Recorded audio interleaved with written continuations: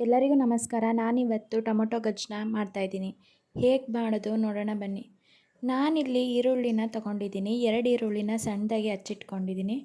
ಮತ್ತು 4-5 ಟೊಮೊಟೊನ ಹಚ್ಚಿಟ್ಕೊಂಡಿದ್ದೀನಿ. ಇಲ್ಲಿ ನಾನು 2 ಹಸಿಮೆಣ್ಸಿಕಾಯಿ, ಸ್ವಲ್ಪ ಕರ್ಬೇವಿನ ಸೊಪ್ಪು ಮತ್ತು ಕೊತ್ತಂಬರಿ ಸೊಪ್ಪನ್ನ ಯೂಸ್ ಮಾಡ್ತಾಯಿದ್ದೀನಿ. ಒಗ್ಗರಣೆಗೆ ಎಣ್ಣೆ ಮತ್ತು ನಾನಿಲ್ಲಿ ಸಾಸಿವೆ, ಜೀರಿಗೆ, ಅರಿಶಿನ ಪುಡಿ, ಸಾಂಬಾರು ಪುಡಿ ಮತ್ತು ಉಪ್ಪನ್ನ ತಗೊಂಡಿದ್ದೀನಿ.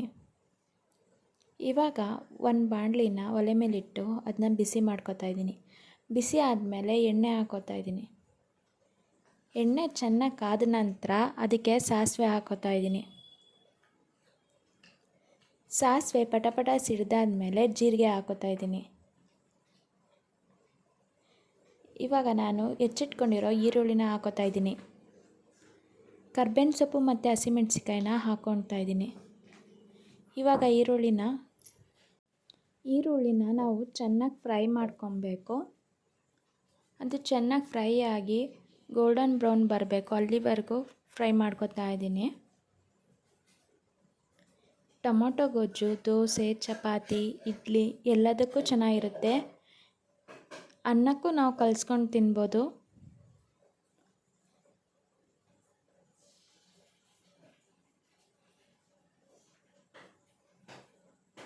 ಇವಾಗ ನಾನು ಸ್ವಲ್ಪ ಈರುಳ್ಳಿಗೆ ಉಪ್ಪು ಹಾಕ್ತಾಯಿದ್ದೀನಿ, ಅದು ರುಚಿ ಬರಲಿ ಅಂತ.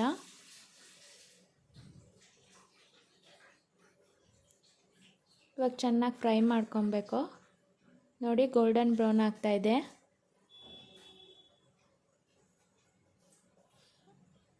ಈರುಳ್ಳಿ ಚೆನ್ನಾಗಿ ಬೇಯಬೇಕು. ಚೆನ್ನಾಗಿ ಫ್ರೈ ಆಗಿ ಗೋಲ್ಡನ್ ಬ್ರೌನ್ ಆದಮೇಲೆ ನಾನು ಹೆಚ್ಚಿಟ್ಕೊಂಡಿರೋ ಟೊಮೊಟೊನ ಹಾಕೋತಾ ಇದ್ದೀನಿ. ನಾವು ಈರುಳ್ಳಿನ ಕಡಿಮೆ ತಗೊಂಡ್ರೆ ಅದಕ್ಕಿಂತ ಸ್ವಲ್ಪ ಜಾಸ್ತಿ ಟೊಮೊಟೊನ ತಗೋಬೇಕು, ಆವಾಗ ಗೊಜ್ಜು ಚೆನ್ನಾಗಿ ಬರುತ್ತೆ.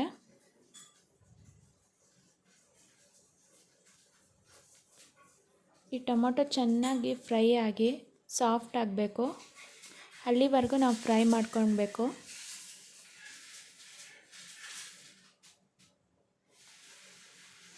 ನಾನಿಲ್ಲಿ ಉಪ್ಪು ಮತ್ತು ಅರಿಶಿನ ಒಟ್ಟಿಗೆ ಹಾಕೋತಾ ಇದ್ದೀನಿ.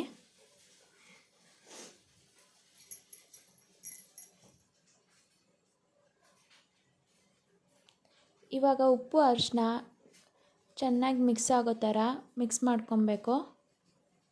ಉಪ್ಪು ಹಾಕಿದ ತಕ್ಷಣವೇ ಟೊಮೊಟೊ ಸ್ವಲ್ಪ ಸಾಫ್ಟ್ ಆಗಿಬಿಡುತ್ತೆ ಬೇಗ.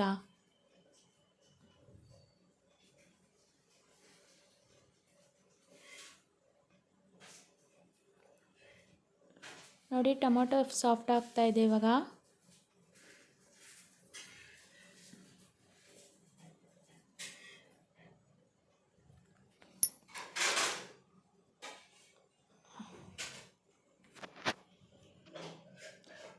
ನಾವು ತಳ ಹಿಡಿಯದೇ ಇರೋ ಥರ ಫ್ರೈ ಮಾಡ್ಕೊಬೇಕು.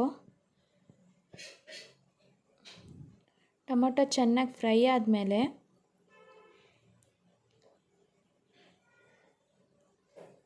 ನಾನಿವಾಗ ಮುಚ್ಚಳ ಮುಚ್ತಾ ಇದ್ದೀನಿ. ಅದರಲ್ಲಿರೋ ನೀರೆಲ್ಲ ಹಿಂಗೋದಾದ್ಮೇಲೆ ನಾನು ಮೇಲೆ ಸ್ವಲ್ಪ ನೀರು ಹಾಕ್ತಾಯಿದ್ದೀನಿ. ಮತ್ತು ಇವಾಗ ನಾನು ಸಾಂಬಾರು ಪೌಡರ್ ಹಾಕೋತಾ ಇದ್ದೀನಿ. ನೀವು ಬೇಕಾದರೆ ರೆಡ್ ಚಿಲ್ಲಿ ಪೌಡರ್, ಗರಂ ಮಸಾಲಾನೂ ಹಾಕ್ಕೋಬೋದು.